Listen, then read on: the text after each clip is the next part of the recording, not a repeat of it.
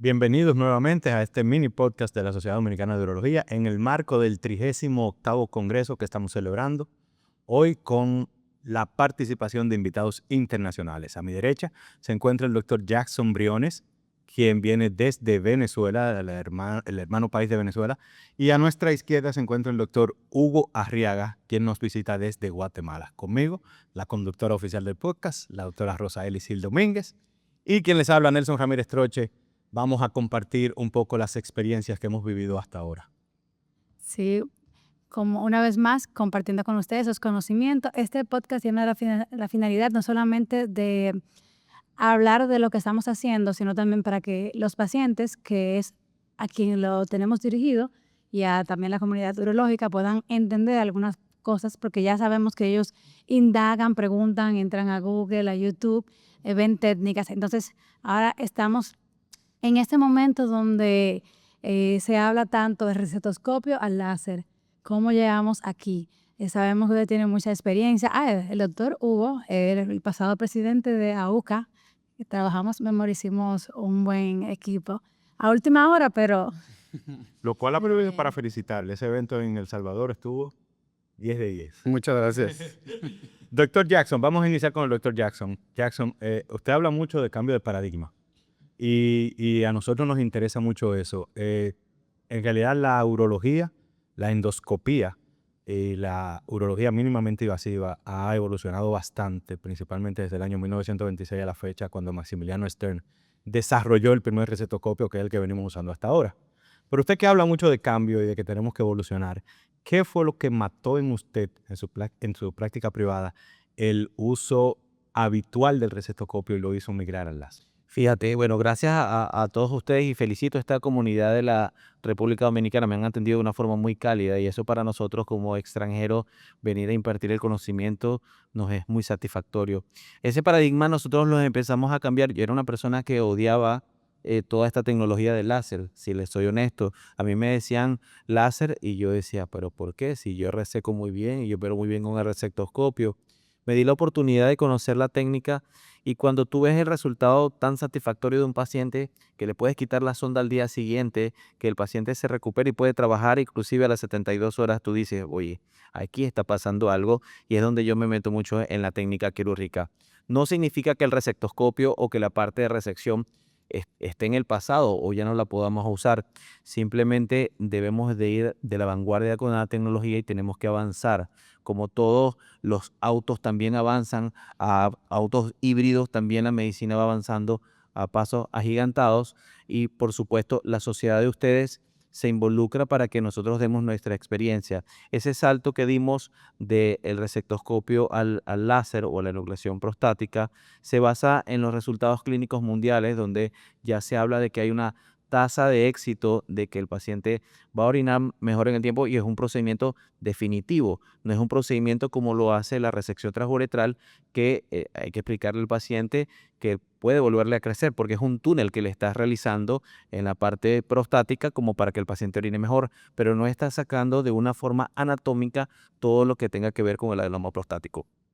Interesante lo que dice el doctor Jackson, Claro. porque prioriza ante todo la evolución del paciente. Fíjate que lo primero que él mencionó fue reincorporación más rápida a la vida laboral, a su vida cotidiana, que le quita la sonda antes de tiempo, que no tiene esa necesidad de irrigación y de cosas. Eso es interesantísimo. Pero en la urología siempre se ha visto demasiados avances en los últimos años y todo va en beneficio del paciente. Obviamente al principio son caros introducirse en ellos, pero sí siempre, casi siempre una cirugía endoscópica, ya sea un recetoscopio o un bipolar, va a ser mejor que una adenomectomía abierta en cuanto a la recuperación. Y siempre pasa eso, que durante una nueva tecnología siempre nos ponemos como, si estamos bien con la que tenemos, ¿por qué la cambiamos? Una nueva inversión. ¿A ti te debe pasar eso? Porque, igual que como usted dijo, ella reseca muy bien. Yo receto. Esta es una, bueno, digo esta, pero es una de las que mejores reseca que yo he visto. Yo he compartido quirófano con mucha gente. Es que en el mundo hay muy buenos resecadores y una técnica bellísima. No significa que no resequemos bien, pero al fin del cuento no está sacando el adenoma de una forma anatómica completa. Y si nosotros en una resección dejamos un pequeño fragmento o un nódulo prostático que no se resecó, él puede volver a crecer. Claro. Entonces el paciente lo vamos a volver a tener en unos años con otros síntomas y eso lo que a mí me inclinó porque es una técnica definitiva. Y también fíjate que hemos tenido casos que el 5% nos resultan con cáncer incidentales. Lo que no sabíamos que tenía porque clínicamente el paciente tenía antígenos prostáticos normales, no había ninguna sospecha clínica, pero incidentalmente, y está descrito en la literatura, estás de una forma preventiva también eliminando la posibilidad de que el paciente desarrolle un cáncer de próstata a largo plazo. Excelente. Algo que yo veo que en la técnica, a veces que uno se siente un poquito perdido porque uno viene haciendo entonces al revés de lo que uno acostumbró a hacer. De allá para acá. Exactamente, ahora es como para atrás para adelante. Cuando siempre en resección te decían, no de atrás para adelante, siempre tienes que ver, la abdomen te laza y que venga hacia acá, la. ¿Y cuál sería para ustedes la forma más, una recomendación honesta de cómo hacer esa transición y que no sea como tan traumática, aparte del dinero?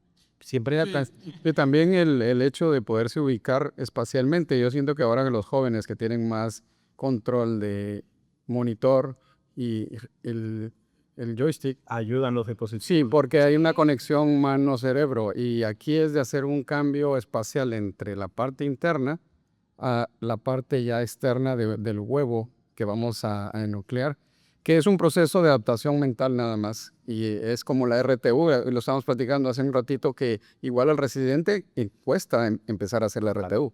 Pero es más fácil le pasar el traslape de RTU a OLEP que a alguien que no ha hecho RTU. Una coordinación mano-pie es importante y esa coordinación que dice el doctor, eso uno la va a implementar. Creo que como dice la doctora, una de las cosas importantes para empezar a iniciarse es siempre tener a la mano una persona que tenga un poquito más de experiencia, como todo en medicina, que te vaya dando los paradigmas o los pasos necesarios para que empecemos a ver dónde son los sitios débiles de atacar y después ya la práctica lo va haciendo un poco más fácil. Excelente. Doctor, me llama mucho la atención que usted ha hablado mucho de un modelo de corta estancia. ¿No nos da miedo en estos pacientes que se va a realizar un procedimiento de alta envergadura como el láser, el HOLEP, el poco tiempo de observación que hay antes de regresarlo a su casa? Realmente, si lo tenemos bien evaluado antes de hacer la cirugía, ver los factores cardiovasculares que puedan tener de riesgo y sobre todo que no tenga infección urinaria con exámenes de orina o cultivos unas 48 horas antes, que es el protocolo que nosotros hacemos, son pocas las complicaciones porque es solución salina. Realmente es muy raro, por ejemplo, encontrar una acidosis tubular después de usar mucho salino. Son casos muy poco reportados. O la hipervolemia, que se puede manejar con diuréticos, pero en sí la complicación quirúrgica bien analizada previamente del paciente es baja. Creo que el factor más importante es saber que no va a sangrar. Y ahí dependerá del láser, de la técnica que usemos del láser, o eventualmente apoyarnos con un bipolar, que es el protocolo que nosotros hacemos, porque nosotros sí pensamos en que pudiera irse a las 6 horas. Por cuestiones de tráfico en nuestra ciudad, sí los dejamos hasta que el tráfico baje o eventualmente en la mañana del día siguiente, pero sí sin sonda. Hacemos el retiro de la sonda, aprovechamos que están un par de horas para hacer las pruebas iniciales de micción y el paciente ya se va a su casa. Creo que la escuela de Mariano González en Argentina, en que usa el bipolar hasta que no tengamos un láser, por ejemplo el magneto o Dornier, el Thulium, que ya controla mejor los sangrados, nos podemos apoyar del bipolar, son 10, 15 minutos más de la cirugía. Realmente no estamos en contra de hacerlo en 30 minutos porque uno puede dejar con 1 hora que se extienda al paciente sin sangrado y con la certeza. Nosotros ya después de muchos casos nos hemos dado cuenta que el paciente se puede ir a su casa realmente. Excelente. Y eso es fantástico. Aquí en República Dominicana estamos migrando, bueno, Rosa sabe, estamos migrando mucho hacia ese modelo de atención ambulatoria, donde todo se puede hacer más ambulatorio, que haya más tráfico, entra y sale los pacientes, que deja un paciente ahí ingresado tantos días. Y tiene otra ventaja, solo como una ampliación. Cuando fue la pandemia, los hospitales grandes tenían el riesgo de que hubiera contagio del COVID. Y entonces los centros ambulatorios siguieron trabajando en la parte de urología. Y nos dimos cuenta, porque tenemos asociación con el grupo de infectólogos, que los hospitales de corta estancia disminuyen la contaminación cruzada que se da en hospitales grandes. Y entonces es más favorable este tipo de procedimientos hacerlos en sitios de corta estancia porque van a tener menos complicaciones infecciosas. El COVID definitivamente nos enseñó muchas cosas. Demasiadas. Una pregunta, así como allá que mencionan corta estancia. Cuando yo estuve en Venezuela, yo no sé si era en ese lugar específico, pero al paciente se dejaba con una RTU bipolar hasta que le quitaban la sonda. Y yo decía, pero yo me muero. O sea, yo ingresado. Ingresado hasta que le estaban las cosas. Sí, pero ¿y qué es eso? Sí. Al otro día para su Escuelas- casa. Sí, hay escuelas en mi país que tienen esa percepción de dejarlo más tiempo, le temen a que el paciente se obstruya, pero ya esos paradigmas han cambiado. Nosotros inclusive le damos de alta a un paciente si vive cerca el mismo día con la sonda y claro, lo citamos al día siguiente para retirarla. Claro, si el paciente vemos que está completamente claro, pero como protocolo ahorita con esta técnica se la retiramos al día siguiente. Pero sí, lo que tú dices es importante. Históricamente lo dejaban y los gastos operativos Claro. hospitalarios y en las clínicas eran bastante elevados porque tenías a un paciente sometido allí que realmente no le estabas ofreciendo nada. Exacto. No le estabas ofreciendo algo que sea proactivo para la institución que lo tiene ingresado, porque está generando gastos alimenticios, de medicamentos, y realmente no había una indicación formal de por qué había que dejarlo. Yo solamente pensaba, comenzamos a ayudar a residentes, eso fue en el 2012. Ay, Dios, yo era interna. Se le cayó la Entonces, doctora. yo decía, ¿tú te imaginas en el hospital que no hay cama? Yo di que lo tenga que 4 días, 4 días ese paciente, y al otro día bebiendo agua, porque realmente la complicación que quizás uno más le teme es el sangrado y que se obstruya. Entonces, en esta parte, como el OLEP, justamente el láser, esa es una de las ventajas que nos da, por eso quizás no hay ese temor de enviarlo a la casa. ¿Cuál es la complicación que más respetan en este procedimiento? La vejiga, posiblemente el hacer una lesión vesical que sí puede ser catastrófica. Justamente 2 días antes de irme a El Salvador, yo tenía en la mente toda la organización del Congreso de ABUCA y terminé siendo la última OLEP que teníamos programado y mi mente estaba en el Congreso. Y estábamos en el traslape esto de hacer el OLEP al mini LEP, que tiene también sus ciertas técnicas y puntos que hay que considerar, y uno de ellos es la morcelación porque se ve más oscuro, el morceloscopio no tiene tan buena definición como el estándar del 26 French, y empecé a morcelar y eventualmente por una mala coagulación de mi parte, hubo un momento en que no fue muy definido el adenoma y morcelé parte de la cara posterior de la vejiga. Teniendo ya más de 350 casos, para mí fue catastrófico, pero mi mente estaba en el Congreso. Yo no estaba poniendo atención y como mencionaba para nosotros el ultrasonido, que creo que es una buena técnica que usan el doctor Pirones para estar viendo que la vejiga está distendida, nosotros tenemos ultrasonido y realmente no lo había considerado. Nosotros lo que hacemos es que la señorita que pone las soluciones, les quitamos el celular y toda distracción y tiene que estar pensando en la solución. Y en ese momento la señorita que estaba en las 2 bolsas no introdujo bien y como no se ve, porque si está bien purgado no hay burbujas, ella pensó que había metido bien las bolsas y las 2, que fue una cosa pues muy extraordinaria. Una Pero combinación de eventos. Pero a mí sí fue algo catastrófico porque yo tenía el adenoma pegado y de repente se jala la pared posterior de la vejiga y le hice como una RTU hasta muscular, casi que serosa. Y veo, sí. Pero fíjense, Y me muero. Sí, y me muero porque yo dije, y atrás el intestino, colon y todo. Pero se fulguró con el bipolar, los vasos que estaban en la pared vesical, y yo en el posoperatorio con ese miedo de, bueno, y si hay extensión a nivel abdominal, el paciente estuvo bien y ahorita está como un OLEP estándar, pero creo que es lo que más le tenemos. Y segundo, el sangrado. nosotros le tememos más a esa incontinencia transitoria, sobre todo cuando estás con residentes que están en formación, enseñarle bien a liberar de forma precoz lo que es el APEX para que el paciente, porque como dice el doctor Gómez Sánchez, solamente Dios puede hacer un esfínter y es condenar a un paciente. Un paciente te puede tolerar infecciones, te puede tolerar retención de orina, pero que se le salga o que tenga escapes transitorios de la orina es un poco incómodo. Y evidentemente cuando vas haciendo más casos, vas tratando de perfeccionar un poco la técnica y eso te evita que tengas esa incontinencia transitoria. Y lo bonito de todas estas conferencias, que no es solamente aparte científicos que hacemos ustedes como país en su sociedad, sino que también es intercambio de conocimientos, es intercambio social, nos reencontramos, he visto muchos alumnos acá y fíjate lo que dice el doctor, de repente hay un tips que el doctor implementa que yo puedo usar y el doctor se lleve el aporte del eco para hacer una morcelación segura, sobre todo cuando estamos con muchos estudiantes en formación, que es la idea, compartir nuestro conocimiento, porque si no lo compartimos no somos nadie en la vida. Eso es así. Muchísimas gracias por pensar así. Últimamente, doctor, ya para que sigan disfrutando del programa del Congreso, usted mencionó Minilet. A mí me encanta ese tema.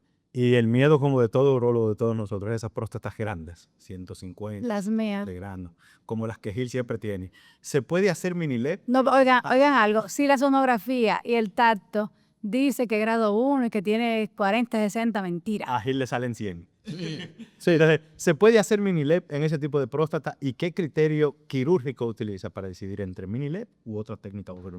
En la presentación que hicimos, el tema específico que fue ese, es bueno tener una resonancia para poder identificar los diámetros antero, posterior y transverso, porque mientras más es ancha la próstata, más difícil va a ser la angulación cuando pasemos hacia el cuello de la vejiga.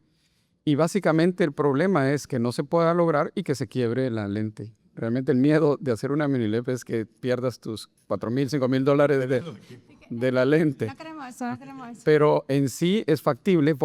Puse el video de un paciente que tenía 210 gramos, le quitamos como 190 en el peso final con el Minilep. Y creo que el punto crítico es llegando al cuello, tal vez arriba, solo que tenga un lóbulo superior muy amplio. Pero el problema a veces es el subtrigonal, todo ese crecimiento abajo, y darle la vuelta a la próstata con este lente más delgado.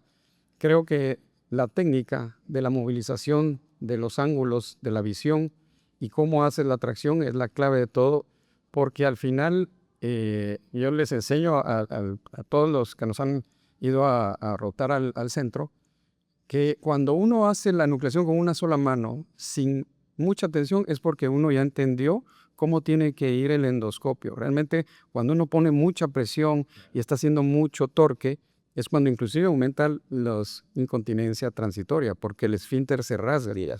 Y entonces, cuando uno logra eso, ya está en un paso adelante. Y si eso lo logra con el Minilep, realmente solo dependerá de la anatomía y que cuando manejes. Un punto crítico es cuando empiezas ya a bajar en el cuello para llegar al nivel subtrigonal, que no levantamos en ninguna de las técnicas desde abajo, porque ahí sí puedes perforar, y con el Minilep es lo mismo. Lo importante es que aguante el endoscopio, la presión que vas a ejercer hacia adelante para poder poner todo el adenoma dentro de la vejiga y puedas ir cortando de los lados el cuello vesical. Si lo logras, eso al final es con técnica. Y para mí ya me he dado cuenta que no hay un límite específico, sino cuánto quieras apostarle a tu lente. Totalmente. Bueno, Gil, vamos Bueno, a seguir disfrutando. algo importante que quiero resaltar. A veces uno ve temas y uno cree que ya todo se ha dicho. Sin embargo, vemos como el doctor, con una experiencia de más de 300 casos en esta técnica, ayer aprendió algo del doctor Sí. en una conferencia. Siempre hay algo. Es como cuando uno lee algún libro. Uno hoy se enfoca en un mensaje y al otro día, si tú lo relees y ya como te quedó un aprendizaje, tú observas cosas que están alrededor. Entonces, nada, seguimos aquí en este congreso. Espero que sigan disfrutando y gracias por acompañarnos. No, gracias a Vamos a ustedes. invitar un mes para que se pase vacaciones Oh, gracias, ok. haciendo LEP. Total, bueno. Vacaciones haciendo LEP. Está bien. O sea, Sí, está bien. Acuérdale que le den, ¿cómo es? me gusta, inscríbase y comenten. Chao. Chao. Un gusto. Gracias, saludos. A ustedes. Sigan disfrutando. Pues pórtense bien. Gracias.